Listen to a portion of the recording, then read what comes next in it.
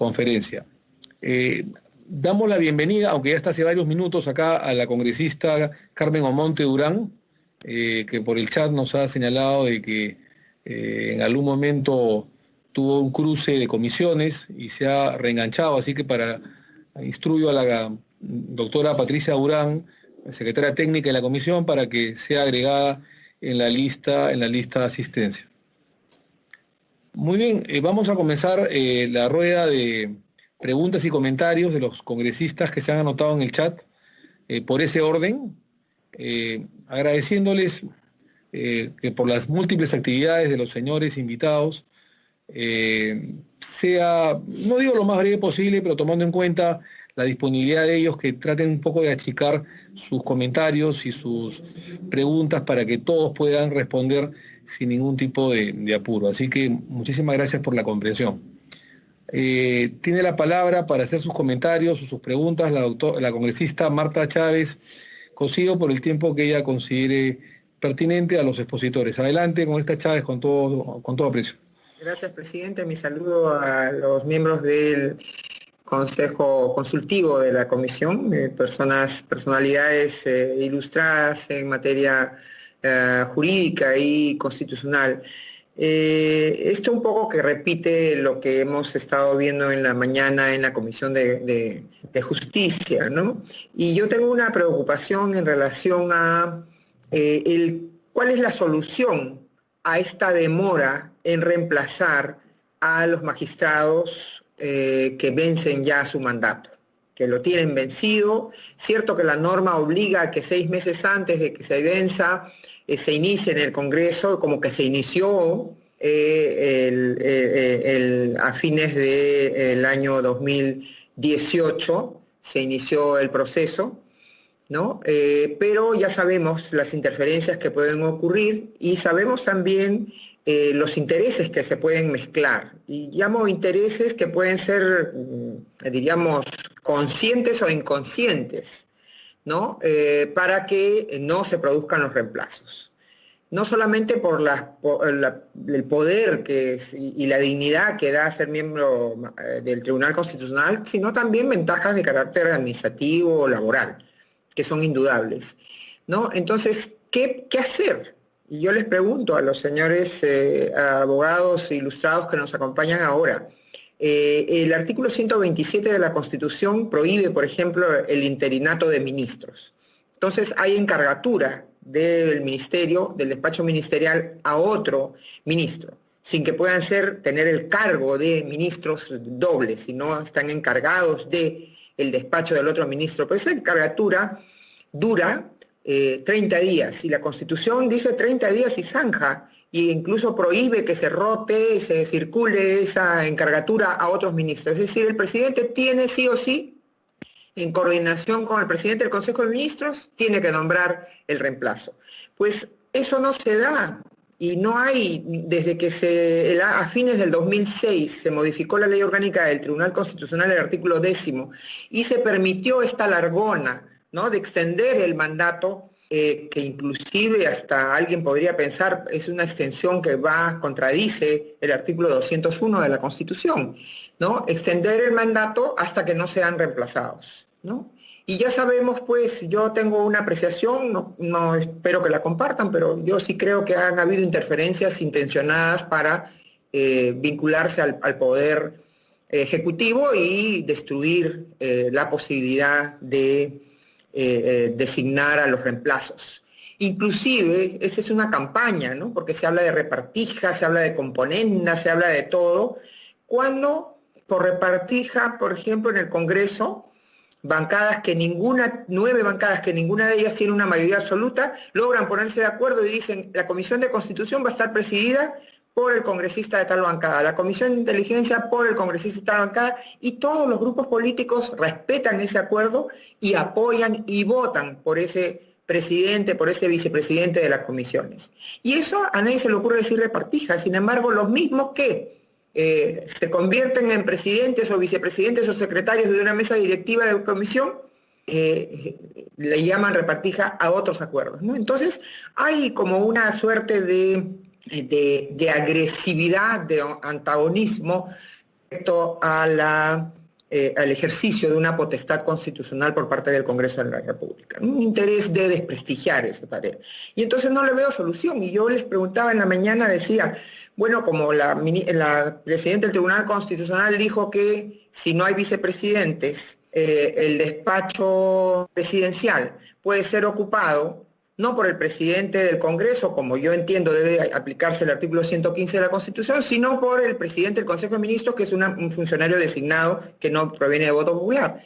Y entonces yo dije, igual, una solución puede ser que desaliente este tipo de comprensiones, por no decir componentes, de comprensiones para dilatar el reemplazo de los magistrados del Tribunal Constitucional, sea una solución que interinamente, de la manera como porque ahí sí, el interinato está prohibido en el Poder Ejecutivo.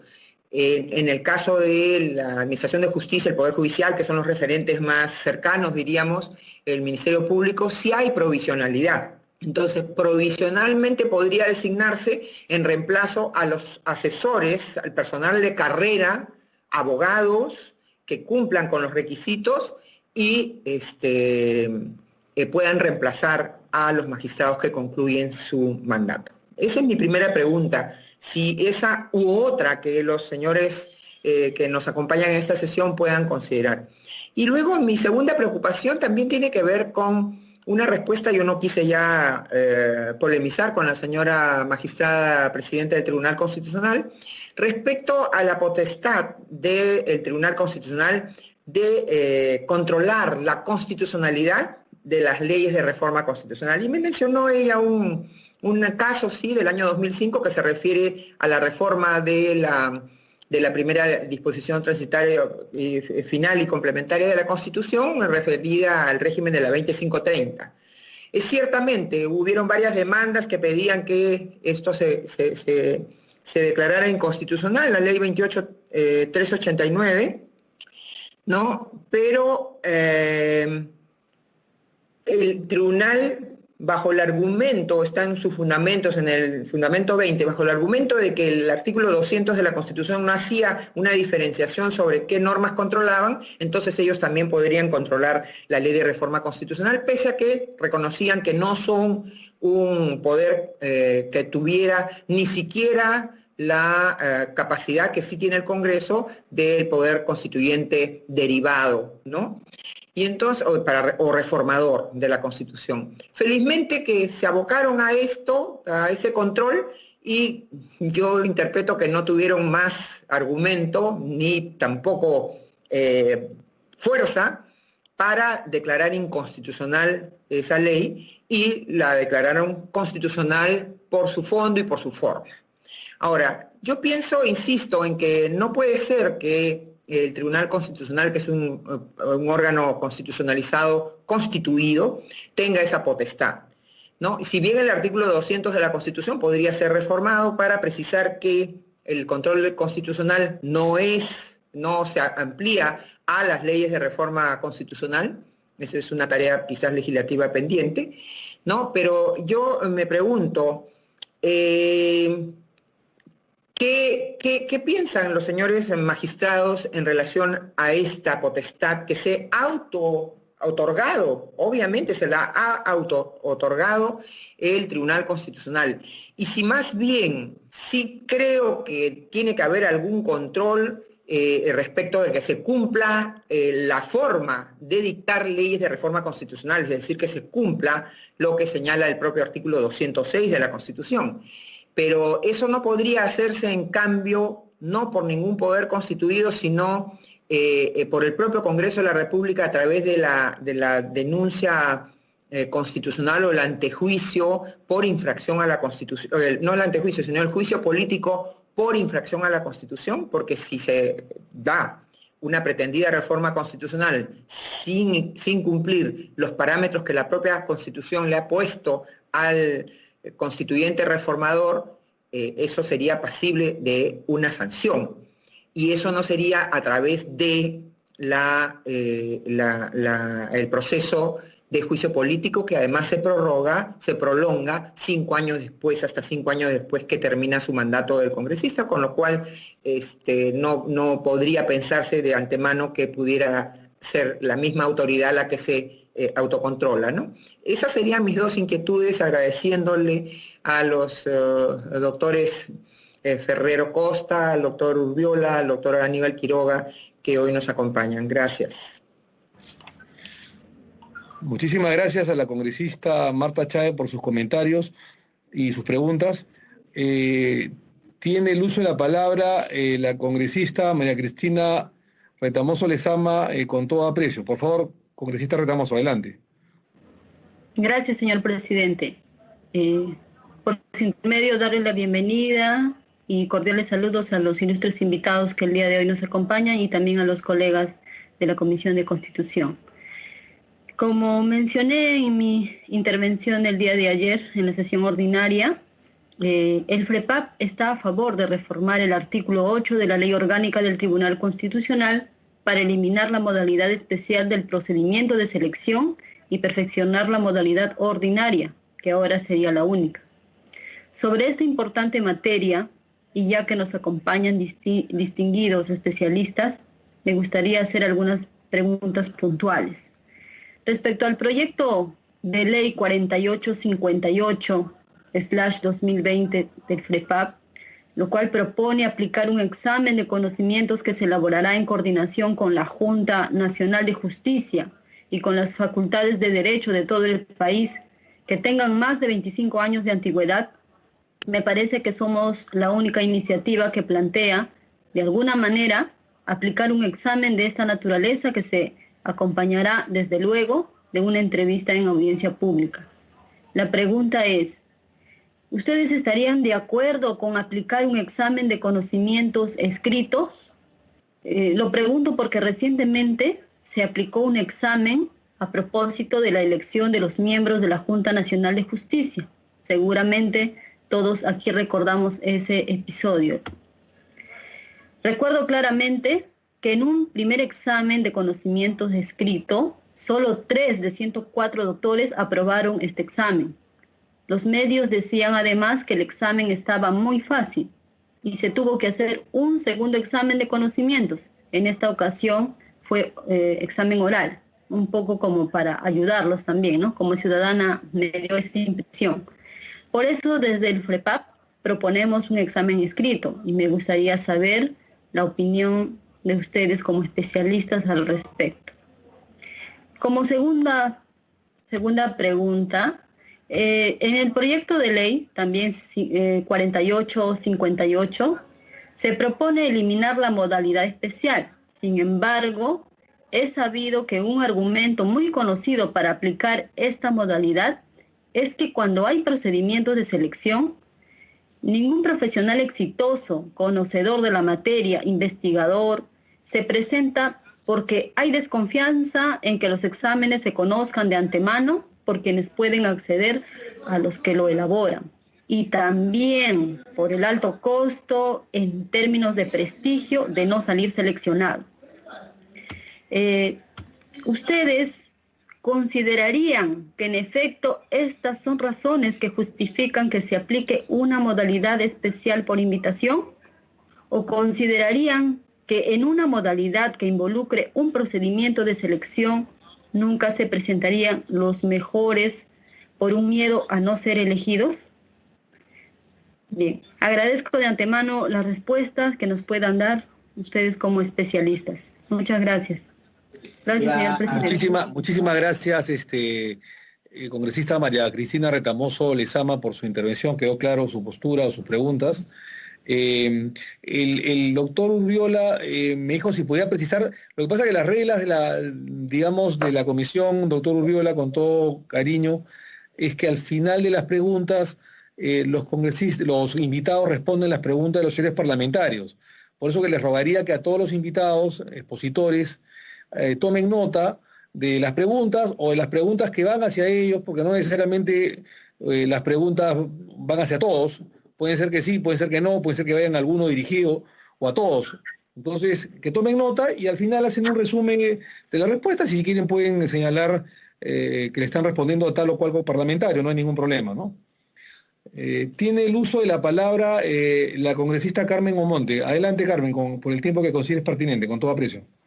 Muchas gracias, presidente. Como siempre, soy bastante breve. Saludando a nuestros invitados, al doctor Raúl Ferrero, Óscar Urbiola y al doctor Aníbal Quiroga. Muchas gracias por su participación, porque realmente es un tema bastante trascendente y coincido con lo mencionado básicamente por el doctor Raúl Ferrero y por el doctor Quiroga con respecto a que realmente esta es una tarea que le compete netamente al Congreso de la República. Es una responsabilidad de la que no podemos escapar, porque finalmente como representación del pueblo tenemos que darle a ese tribunal constitucional la legitimidad que se merece.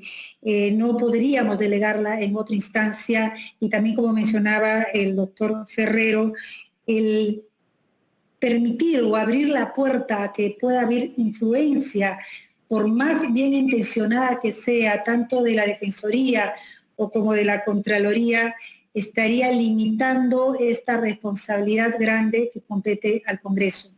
Iría en ese mi comentario. Y con respecto ya a algo puntual, ¿qué opinan ustedes del peso que debe de tener o cuáles serían los mecanismos específicos que debería tener este mecanismo de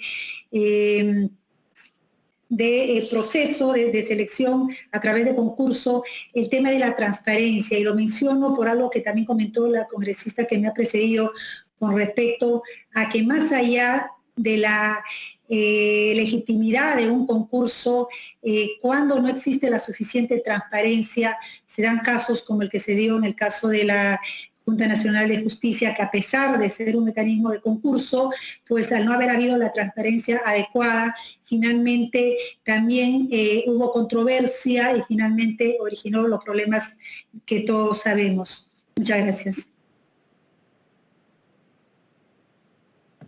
Muchísimas gracias a la congresista Carmen Omonte por sus interrogantes y sus preguntas a los señores expositores.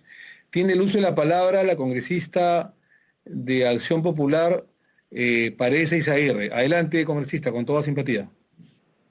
Muchas gracias, señor presidente. Saludar a tan dignos representantes del derecho constitucional, doctor Ferrero Costa, al doctor Óscar Urbiola, el doctor Aníbal Quiroga.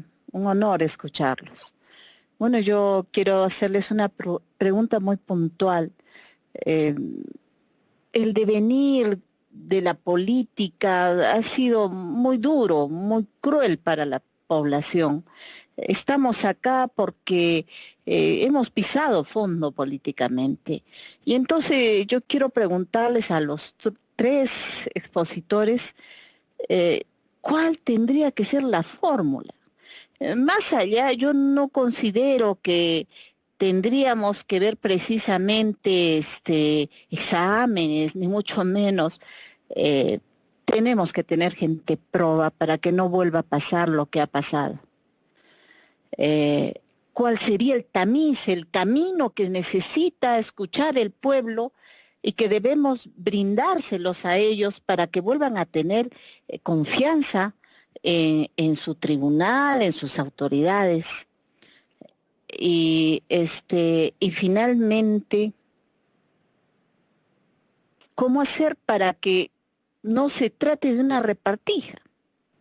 ¿Cuál tendría que ser el camino para que esto no sea pues una repartija y que sigamos creando desconcierto en la población?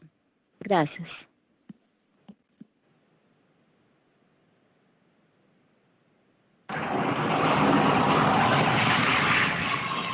Muchísimas gracias a la congresista Parece Izaguirre por su intervención. Antes de hacerle una pregunta a la presidencia, a los expositores, ¿alguien más quiere hacer uso de la palabra? Presidente. Sí, congresista Gino Costa, adelante, por favor, con todo aprecio. Gracias, presidente. Saludar a nuestros ilustres invitados y agradecerles por estar presente aquí y compartir los criterios que han expuesto sobre el proceso de elección de magistrados al Tribunal Constitucional. Yo quisiera insistir en algunos temas y volver a preguntarles a los tres, porque me parece que son, por lo menos a mi criterio, los temas más importantes. El primero tiene que ver con la modalidad. O sea, ¿qué opinan sobre la modalidad? Estamos, la mayoría de propuestas plantean el concurso público, en oposición a la designación, porque la última oportunidad en que la Comisión Especial del Congreso optó por este mecanismo, tuvimos los problemas que conocimos. Entonces, la tendencia es a descartar la designación. Aunque, por ejemplo, el doctor Quiroga ha insistido mucho en que, según él, es la mejor forma de hacerlo porque permite atraer a los mejores candidatos que de otra manera quizá no se animarían a presentarse a un proceso donde pueden, ser incluso vapuleados, ¿no? No hay necesariamente en los concursos públicos, y esta es la experiencia, no hay la garantía suficiente de que quien se presenta ahí va a ser debidamente tratado. Entonces hay un riesgo alto y gente contradictoria prefiere no correrlo. Entonces esa es una de las ventajas de la designación. Quizás si en el último proceso electoral la modalidad escogida hubiera ido acompañada de garantías de transparencia y publicidad, estaríamos en otra situación. Eso fue lo que no ocurrió, a mi criterio. No quiero abrir un debate sobre ese proceso acá. Pero entonces, insistir con la modalidad, si hay varios proyectos que plantean, bueno, hagamos el concurso público y si no funciona, alternativamente se recurre al proceso de designación, ¿no? Es el caso, por ejemplo, de mi colega, la congresista Carolina Lizarra, que está con el respaldo de la bancada morada, está presentando un proyecto en ese sentido. Se le da énfasis al concurso público, si no funciona, se va a un proceso de designación. Pero me gustaría que el doctor Ferrero, el doctor Urbiola y el doctor Aníbal Quiroga nos pudieran dar su opinión sobre exactamente qué piensan en relación con estas opciones que incluyen la posibilidad, ¿no es cierto?, de combinar una con otra. Y habría una tercera, no hay proyectos, hasta donde yo he podido determinar, no los he estudiado todos en la profundidad que lo han hecho nuestros invitados, pero hay quienes dicen que la idea de ternas, o sea, el Congreso elige, pero en base a ternas, propuestas, siguiendo el modelo del Banco Central de Reserva, por ejemplo, ¿no? Una propuesta, el Ejecutivo tiene 3, el Legislativo tiene 3, y bueno, eso constituye, junto con el presidente, que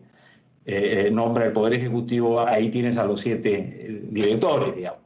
Pero pensando en que una terna puede venir del Ejecutivo, otra del Poder Judicial, de repente otra del mismo Congreso, en fin, no cuadran los números porque son 7, pero algún mecanismo de ese tipo. El Congreso nombra, pero a sugerencia de otro. Esa sería una tercera modalidad, digamos.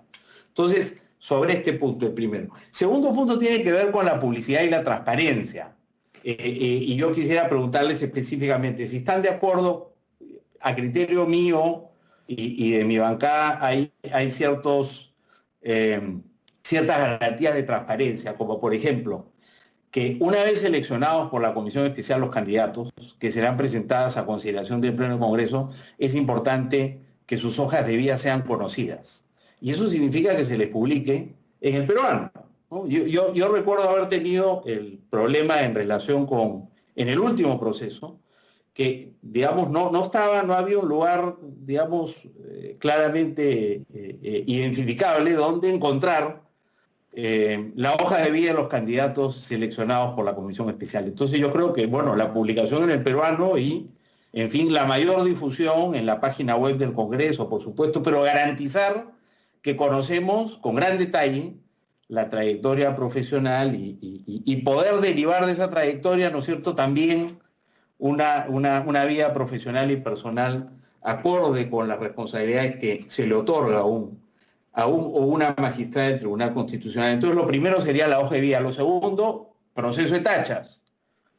Lo tercero, audiencia pública para poder entrevistar a los candidatos. de manera de conocer, de hablar sobre su trayectoria y también sus opiniones. Yo coincido ahí con lo dicho por el doctor Quiroga, en el sentido de que un ejemplo de esto son, digamos, las audiencias públicas en los procesos de nombramiento en Estados Unidos. O sea, sí es importante que no solo el público pueda conocer cuál es la historia profesional y personal del candidato o la candidata, sino además, ¿no es cierto?, los criterios que tienen relación con asuntos que son fundamentales para la representación nacional y las corrientes de opinión política que le integran. Y después también me gustaría insistir si consideran que la evaluación escrita o algún tipo de evaluación de conocimientos es necesaria. Yo no coincido con ese criterio, pero lo pongo sobre la mesa porque hay varios, digamos, proyectos que lo han referido. Y el último punto tiene que ver con el perfil. Me parece que sería necesario que se pudiera definir el perfil de magistrado y magistrada que queremos como Congreso. Va a ser difícil hacerlo, pero habría que hacer el esfuerzo para saber que necesitamos personas con una historia de personal y profesional, con solvencia moral, digamos, y por otro lado, con trayectoria profesional. Acá se ha hablado de que no tienen que ser todos constitucionalistas, pero sí que tienen que ser personas destacadas en el ejercicio de la carrera jurídica, ¿no? Bueno, ahí ya tenemos algunos criterios para elaborar un perfil y es fácil descartar a quien no cumpla con ese perfil.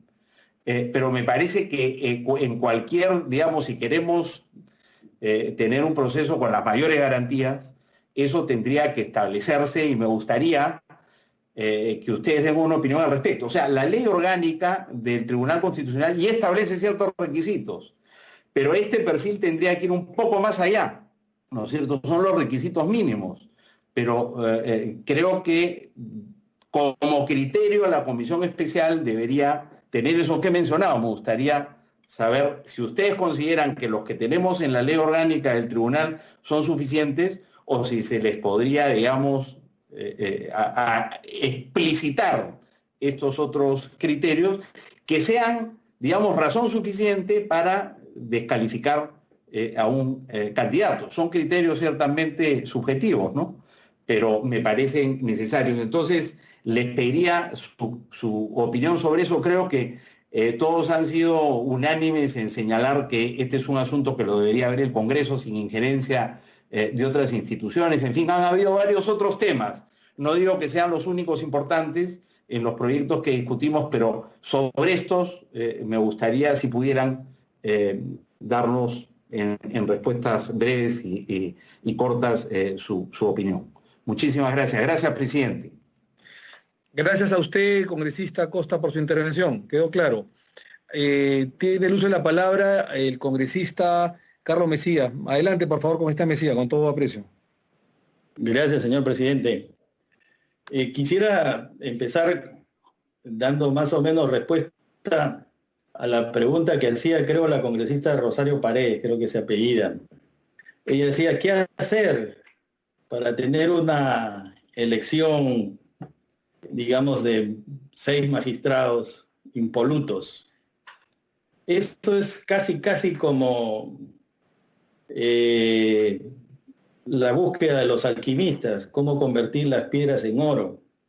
Nadie nos puede decir, como lo decía en la mañana el congresista Fernández de Frente Amplio, nadie nos puede asegurar cómo es que los 6 magistrados que elijamos puedan resolver a futuro.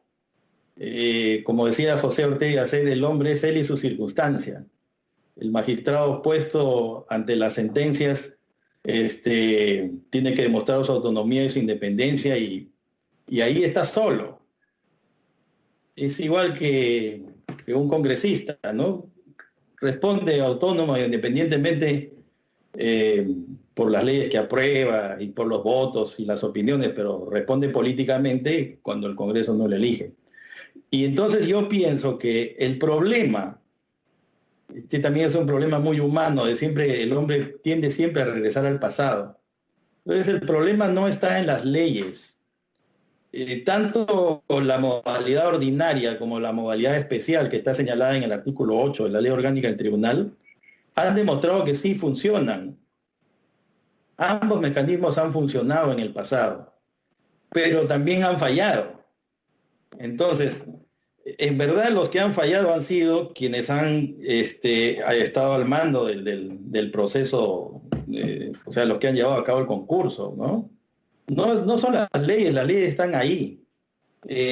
Por ejemplo, si ustedes se fijan en el artículo 8, cuando habla de la elección ordinaria, habla de procedimientos, tachas, evaluaciones, concurso público, todo lo que se quiera.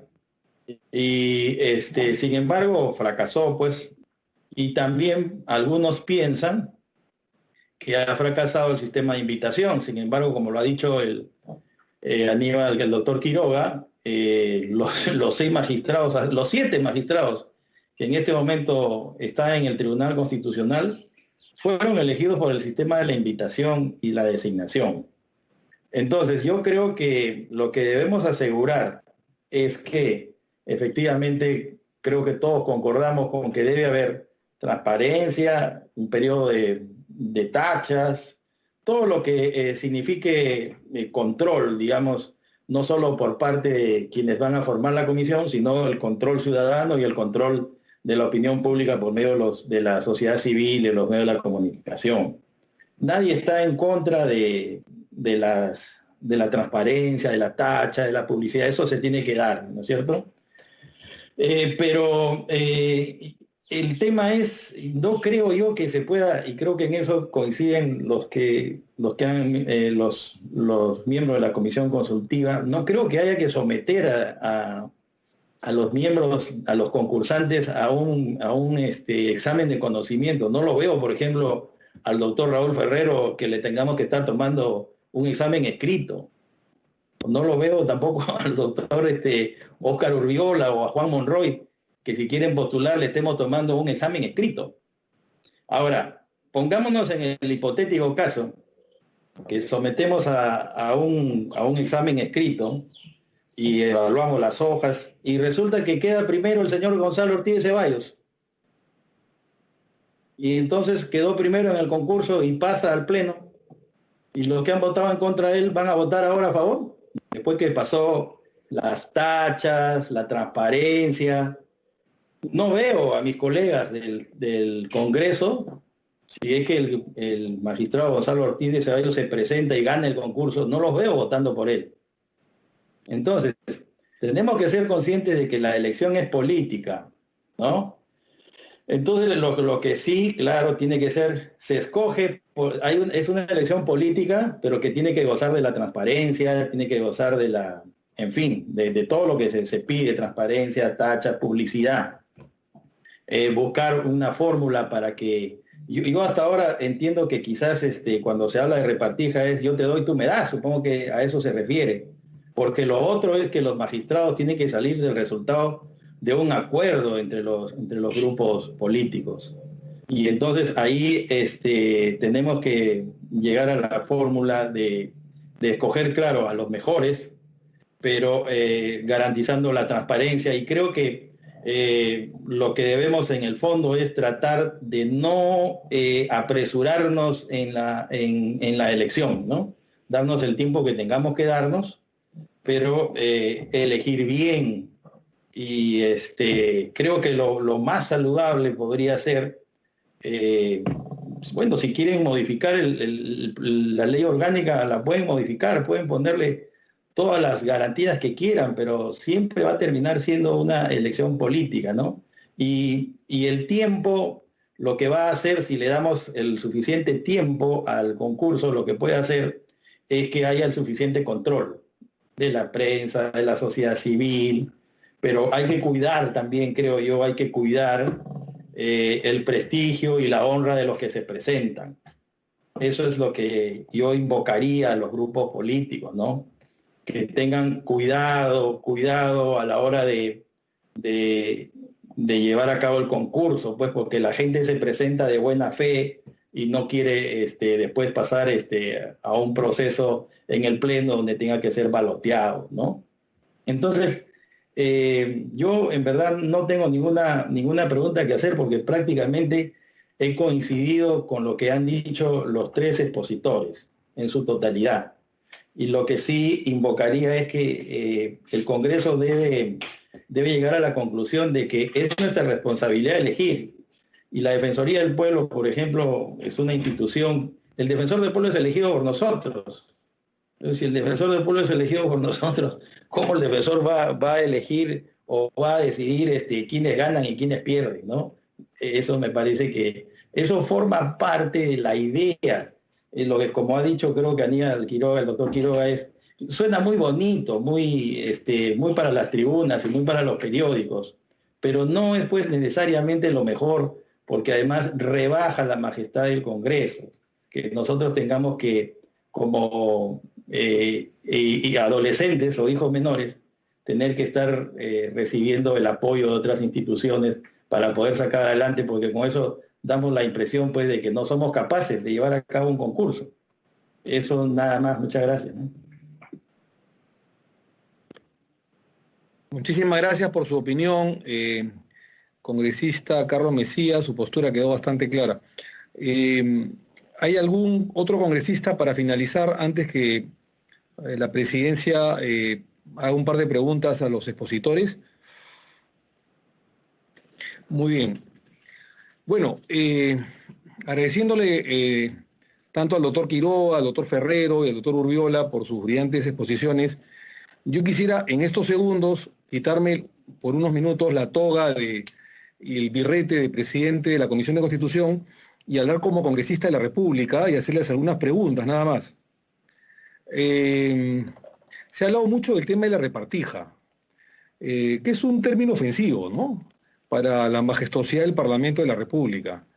Esta famosa frase o palabra nació ya por los albores de julio del 2013, la congresista Chávez se acordará, porque fue colega conmigo en aquella oportunidad, dado que salió un famoso audio, en que algunos parlamentarios estaban sesionando dentro de la presidencia del Congreso, en la sala de la presidencia del Congreso, la Junta de Portavoces, y había habido una negociación política, que es básicamente la que permite la Constitución Política del Estado, una negociación política de tratar de elegir a diversos representantes.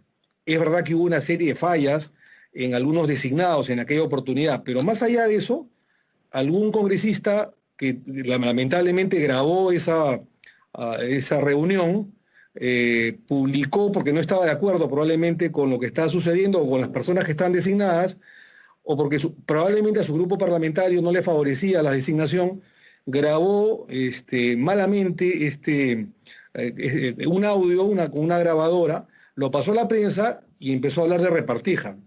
La verdad que no sabemos qué congresista fue, pero se soltó el término de repartija para de alguna manera desprestigiar lo que siempre ha habido en el Parlamento de la República, que es lo que bien ha dicho el doctor Quiroga, y creo que los demás parlamentarios también, que es el cuoteo.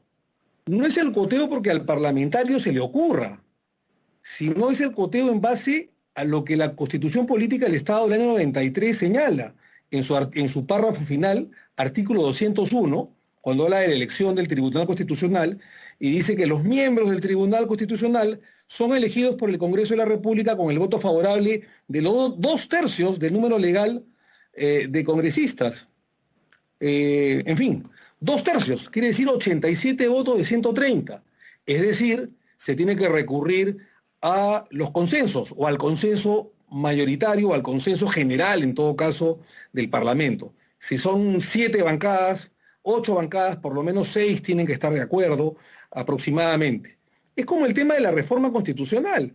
¿Cuántas reformas constitucionales ha habido en los últimos 27 años a lo largo de esta Constitución Política, la última del año 93? Muy pocas. ¿Por qué? Porque justamente la valla es bastante alta, 87 votos, igual que para elegir no solamente a los miembros del Tribunal Constitucional, sino también al defensor del pueblo. Entonces, lo que sucede no es la repartija, sino es el famoso cuoteo. A mí particularmente, antes de hacer las preguntas, a mí no me llama mucho la atención si es por concurso o si es a nivel de invitaciones. Me da exactamente igual, siempre y cuando se elijan a los mejores, sea un proceso democrático, transparente, sin ningún tipo de corrupción y, como se dijo por los expositores y por algunos parlamentarios colegas, no haya pues el amiguismo, el favoritismo y se privilegien intereses subalternos o partidarios. Pero sí, la decisión es política, porque en el hipotético caso que se cambie a una elección por concurso, que ya ha habido, la palabra final, la última palabra, siempre la va a tener, como debe ser, el Pleno del Congreso de la República. Es decir, puede haber un concurso en que hayan 10, 12 mejores que hayan aprobado notas, que hayan aprobado, digamos, el examen, pero al final quien decide es el Pleno del Congreso, y al final el Pleno del Congreso, por decisión política, puede, digamos, deslizar una denegatoria o no hacer caso omiso, con legitimidad, del concurso público o el concurso, digamos, o los exámenes que se han hecho a través de, además, un proceso, el concurso, que es mucho más largo, mientras que la designación a través de invitaciones es más corto. Pero a mí no me preocupa eso, ¿verdad? Porque finalmente el Pleno del Congreso de la República, con el famoso cuoteo que manda la Constitución Política del Estado, definirá si las invitaciones, las bancadas van a estar de acuerdo, o si finalmente el concurso de alguna manera tiene un efecto vinculante con la decisión del Pleno. Finalmente no lo va a tener, porque el Pleno puede de alguna manera omitir o discrepar, digamos, de ese concurso público. Finalmente, a mí lo que me preocupa es con relación a la demora. Y hoy día también le hicimos esa reflexión respetuosamente a la doctora Ledesma, la demora de los cambios de las designaciones de los miembros del Tribunal Constitucional. Es decir, ellos no tienen la culpa, ¿no? Mi antecesor en la exposición, el doctor y congresista Carlos Mesía, directo amigo, hablaba justamente, y que además ha sido miembro y presidente del Tribunal Constitucional, hablaba justamente de las demoras que suceden en las designaciones por el Congreso de la República de los nuevos miembros del Tribunal Constitucional. Y nosotros, del año 2014, tuvimos que cambiar a los 6 de 7 magistrados, porque el doctor Urriola, que el día de hoy es expositor, digamos, fue designado, me parece, el año 2010, y todavía les faltaba 1 o 2 años hasta el 2015, 2016, pero el 2014 ya la mayoría de miembros del Tribunal Constitucional, incluido mi amigo el doctor Mesía, ya habían sobrepasado con exceso los 5 años que manda la Constitución Política del Estado. Claro, y el doctor Mesía ni el resto de miembros del TC tienen culpa o responsabilidad, digamos, de la demora de la decisión del Parlamento de la República. No le estoy echando, por si acaso, la culpa ni al doctor Mesía ni a los restantes distinguidos miembros del Tribunal Constitucional que fueron sustituidos a aquella fecha, mayo del 2014. Es justamente este es el problema nuclear. No el concurso, no la designación o invitación, no, el problema es que al final el Pleno del Congreso de la República decide, porque la valla además es muy alta, para ponerse de acuerdo 7, 8 bancadas de 9, o 6 o 7 de 9, o todas las bancadas, porque la valla es alta para la designación de un miembro del Tribunal Constitucional o como defensor del pueblo. Y siempre ha sucedido lo mismo. Los miembros que fueron designados el 2014, que fueron cambiados o sustituidos de la época del doctor Mesía, fueron 6 y todos tenían 7, 8. El doctor Vergara Gotelli, que en paz descanse, tenía, y no me va a dejar mentir mi amigo, tenía casi 10 años en el cargo. Era prácticamente una reelección tácita, sin haber pasado por una decisión del Congreso de la República. Es decir, o la impericia o el debate poco fructífero del Congreso de la República hizo de que los magistrados que fueron nombrados por la época del segundo gobierno del expresidente García, digamos, tuvieran prácticamente 8, 9 o 10 años. El mismo, mi querido amigo, el doctor Urriola, que tampoco tiene la culpa ni ninguna responsabilidad, por supuesto, estuvo, me parece que 7 años dentro de la gestión del tribunal. No es culpa de él, es culpa del Congreso de la República. Y claro, la ley orgánica del Tribunal Constitucional, como la ley orgánica del Tribunal Constitucional de España, dicen que mientras el Congreso de la República no sustituya la gestión de 5 años de los miembros del TC, deben permanecer en su gestión para evitar una inestabilidad constitucional, jurídica y política dentro del Estado. Y me parece correcto. pero no es responsabilidad de los miembros del Tribunal Constitucional, es responsabilidad del Congreso de la República. Se ha hablado de repartijas, se ha hablado de, que no ha funcionado el Tribunal Constitucional, pero fíjense que por lo menos de los últimos tribunales constitucionales a partir de la Constitución del 93 han habido excelsas personalidades. Ha estado el doctor Reiterri, la doctora Delia Reboredo, el doctor Aguirre Roque, el doctor Nuyen, el propio doctor Javier Barbandini, la doctora Ledesma, mi directo amigo, el doctor Carlos Mesía, el doctor Urbiola, hoy expositor, ¿no es cierto? El doctor Víctor García Toma, que además presidió el Tribunal Constitucional, el doctor Augusto Ferrero, hermano de nuestro directo profesor Raúl Ferrero Costa, el doctor Brume, el doctor Vegara Gotel, es decir, excelsas personalidades del mundo del derecho, del mundo académico. Entonces, la pregunta es, ¿no ha funcionado el Tribunal Constitucional? ¿O es que lo que no funciona, y es el problema nuclear, es justamente la designación por cuoteo y por la valla muy alta del artículo 201, último párrafo de la Constitución Política del Estado? Terminar diciendo de que cuando existía la bicameralidad y el Senado de la República, esto no acontecía. Era una cámara académica, una cámara que privilegiaba no intereses partidarios o subalternos, privilegiaba lo académico, lo reflexivo, y no había ningún problema en designar en esa época a los miembros del Tribunal de Garantías Constitucionales con sede en Arequipa, como se llamaba en la Constitución del 79. Y yo creo que una opción tal vez es regresar, estoy seguro, al Senado de la República para que el Senado sea reflexivamente, como antes, el que designe a las altas autoridades del Estado. Entonces la pregunta para todos es, ¿qué hacer con este cuoteo? ¿Qué recomiendan los amables expositores para salir de este entrampamiento y que se cumplan los 5 años o 5 años y 2 meses y poder designar y cambiar a los miembros del Tribunal Constitucional y que no se perennicen 8, 10, 9 o 10 años por encima de lo que manda la Constitución? Y hago la salvedad por 4ª vez, porque sé que acá hay varios ilustres miembros o exmiembros del TC. No ha sido culpa de ellos, ha sido culpa, digamos, de la normatividad, del Congreso de la República, la falta de entendimiento, pero por eso es, ¿cuál es la respuesta a esto? ¿Cuál es la solución para que este cuoteo, mal llamada repartija, pueda tener una solución, independientemente si es una elección, que me da perfectamente igual, si es una elección vía concurso público, vía invitación? ¿Cuál es la solución para salir de este entrampamiento? Muy bien, como última pregunta, la congresista Patricia Izaguirre ha marcado el chat pidiendo la palabra. Le agradecería la brevedad porque los señores invitados están a punto de irse, y en todo caso tiene usted la palabra, congresista Paredes, con todo aprecio, por favor. Sí, señor presidente, yo pensé que iba a ser después de las preguntas que hicimos, pero efectivamente, ¿no? O sea, si no quiero pensar de que pensamos en algo inalcanzable, difícil.